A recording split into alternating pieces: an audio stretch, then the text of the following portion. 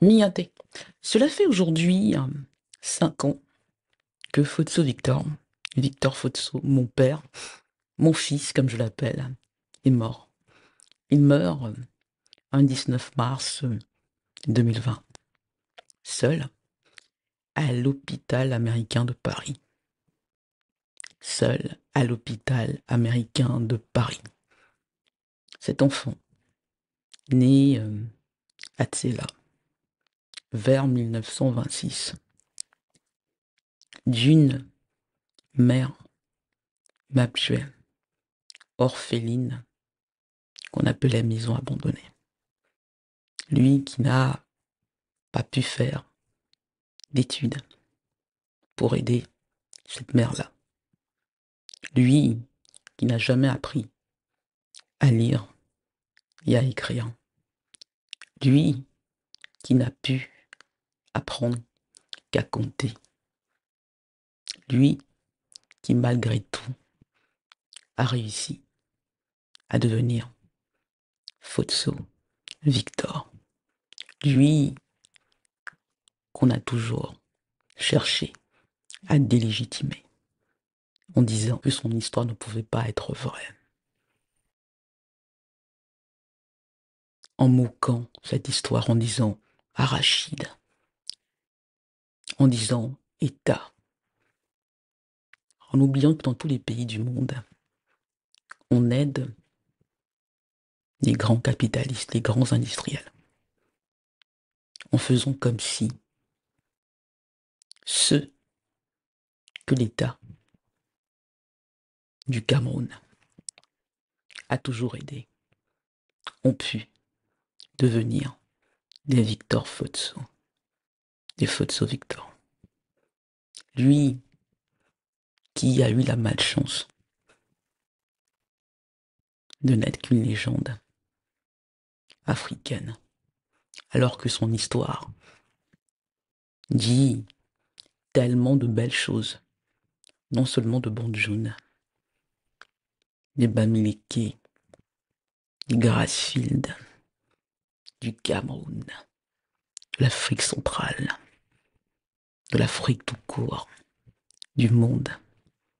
Lui qu'on oublie en se focalisant, en se concentrant sur une fortune pour légitimer toutes sortes de bassesse, l'ensauvagement des enfants. Un fils condamné à la réclusion criminelle à perpétuité 2 fois par l'autorité judiciaire de son propre pays, qui lui a tout permis parce qu'il avait ce nom que je partage avec lui. Fotso. Fotso. Une enfant qui pactise avec tous les ennemis de son père pour essayer de prendre ce qu'il reste, de prendre ce qu'elle voit. Fotso Victor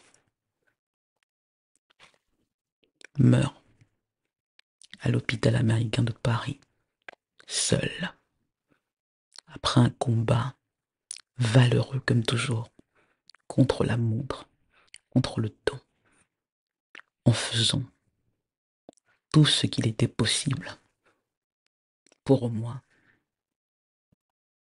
ne pas finir comme un vieux nègre sans médaille. Aujourd'hui, Miaté, je ne vais pas trop en dire. C'est pas le moment. Il y a des batailles qui sont là.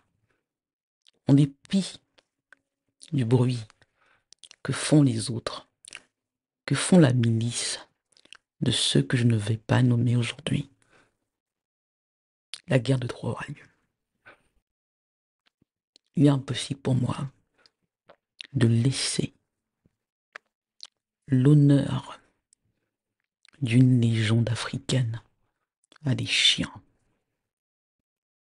C'est pas possible. Donc,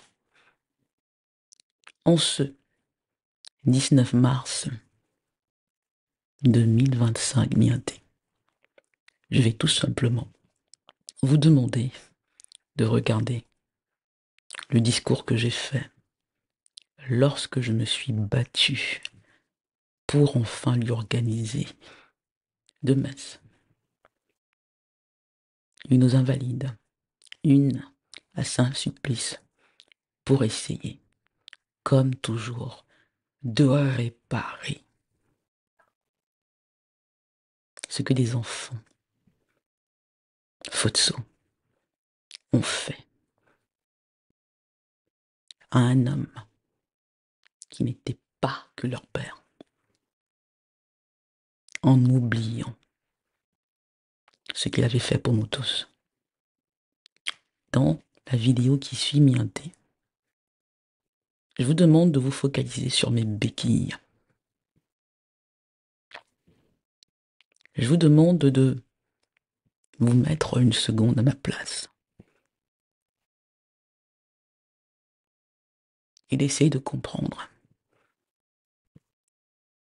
ce qu'il peut coûter à une femme en situation de handicap d'essayer, seule, contre tous, de se battre pour la gloire de son père,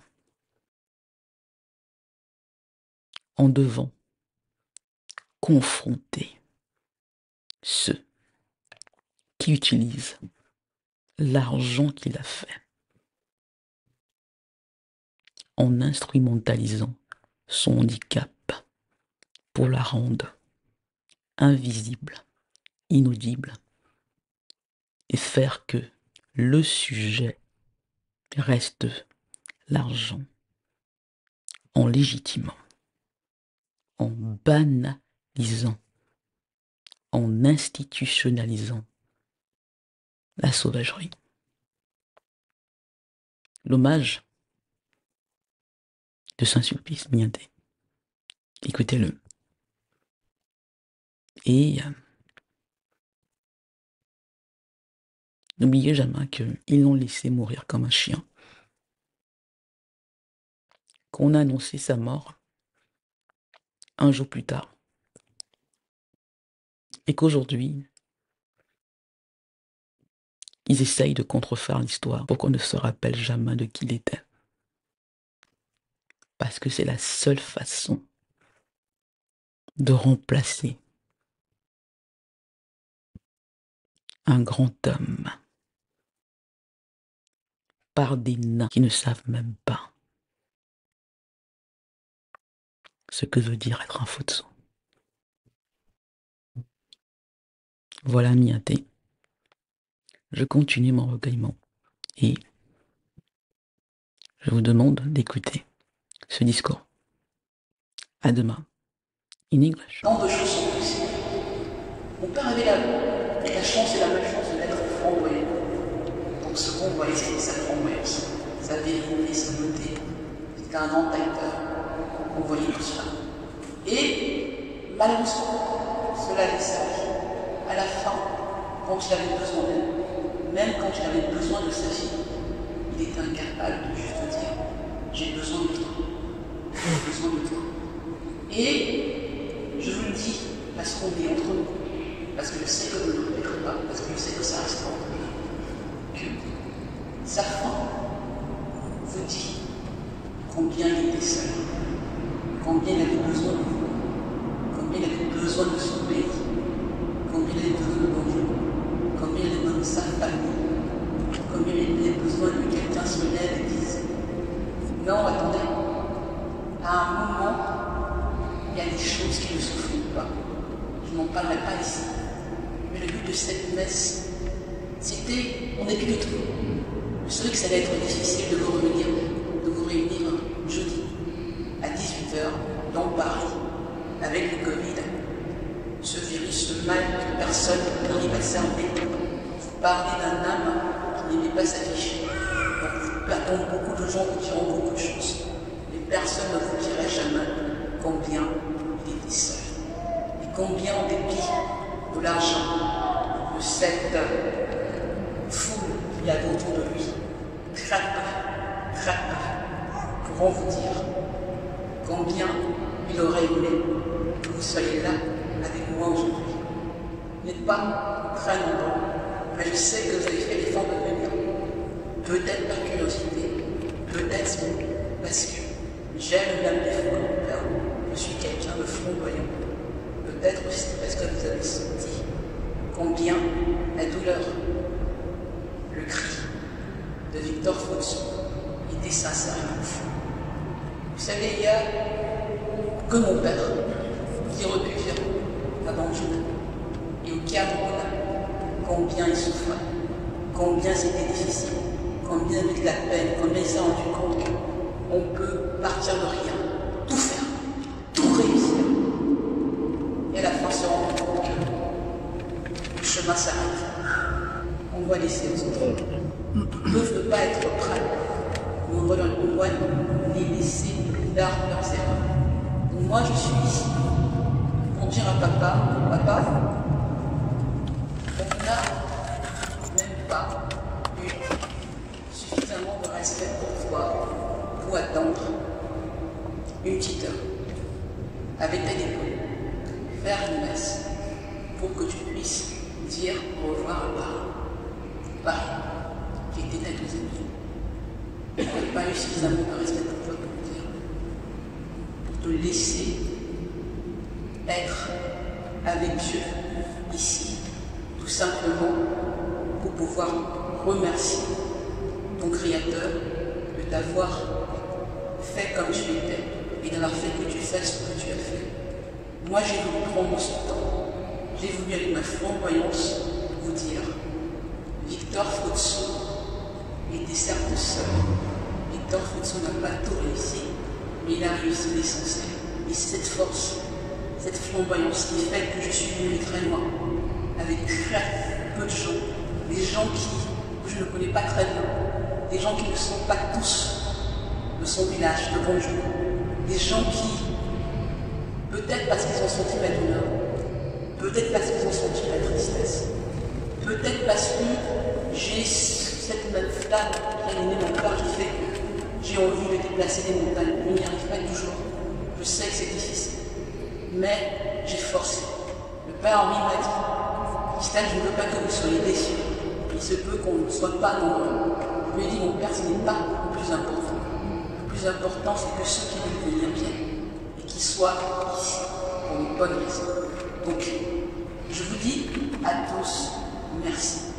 Je dis à Céline, merci. Je dis à maman Marie, merci. Je dis à Paulette Mouvier, qui est une mère pour moi, merci. Je dis à Pascal Camolet qui m'a demandé de ne pas le citer, merci. Je dis à Décru, merci. Je dis à des tas de gens, merci. Vous savez qui vous êtes. Je dis à M. Guillomard, qui est là, qui m'a raconté de très très belles choses sur le Père, merci. Je dis à M. Pitrin qui n'est plus là, merci. Je vous dis à vous tous, je ne vous connais pas tous, merci. Vous m'avez aidé à enterrer mon père. Je n'ai pas pu voir sa dépouille, je n'ai pas pu aller au Cameroun m'enterrer. Je lui ai dit que je ne le ferai pas, mais c'est vous savez, c'est vous savez. Donc à tous, merci. On ne se connaît pas, mais vous avez partagé ma douleur avec moi, votre présence est le plus beau cadeau que vous auriez pu faire à mon père. Parce que vous avez permis à une fille, en dépit de tout, en dépit des murmures, en dépit des cris, en dépit du son, en dépit du bruit, en dépit de tout, de simplement dire à son père, papa, je te vois, tu me vois, et je vais marcher, grimper, sans doute tomber, beaucoup trébucher, me faire très mal, mais je vais grimper et je vais vivre, pas marcher dans le pas, me faire, et à la fin, on se retrouvera. Et tu pourras dire à ta mère, j'ai pu faire un enfant qui était comme moi. Donc voilà, tous qu'on était là. Je ne peux que vous dire merci. Merci à tous.